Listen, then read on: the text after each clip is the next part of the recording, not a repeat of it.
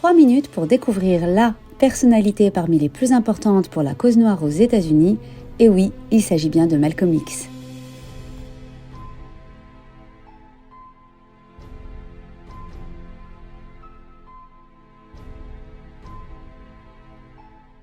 Né en 1925 à Omaha, dans le Nebraska, Malcolm n'a que 6 ans quand son père est assassiné par des suprémacistes blancs dans des conditions épouvantables. Sa mère, extrêmement marquée par la mort brutale de son mari, fait une dépression nerveuse et elle est internée dans un hôpital psychiatrique. Malcolm et ses 7 frères et sœurs sont alors séparés et envoyés par les services sociaux dans des familles d'accueil. Au lycée, Malcolm a de bons résultats. Mais il perd tout intérêt dans les études quand l'un de ses professeurs préférés et super sympa lui dira que son ambition de devenir avocat est irréaliste pour un nègre. Il fait l'école buissonnière et à 15 ans, dans les ghettos noirs de Boston puis de Harlem, il vit de petits boulots et de différents trafics. En 1946, il est condamné à 10 ans de prison pour cambriolage. C'est le tournant de sa vie. En prison, il passe des journées et des nuits entières à lire des œuvres littéraires, philosophiques, historiques, bref, il améliore sa culture et son éducation. Par l'intermédiaire de son frère converti à l'islam, il entend parler de la Nation of Islam, qu'on appelle aussi les Black Muslims, et dont le leader est un certain Elijah Muhammad.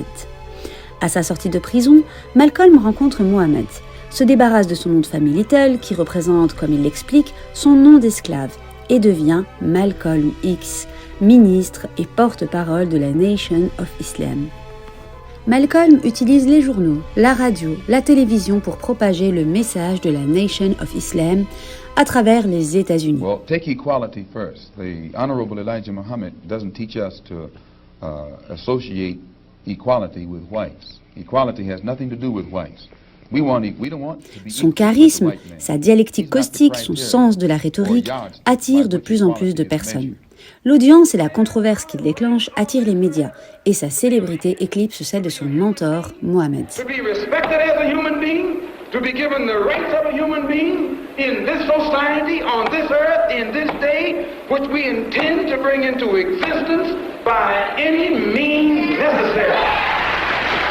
Mais de déception en désillusion, il finit par quitter le mouvement fondé par Mohammed.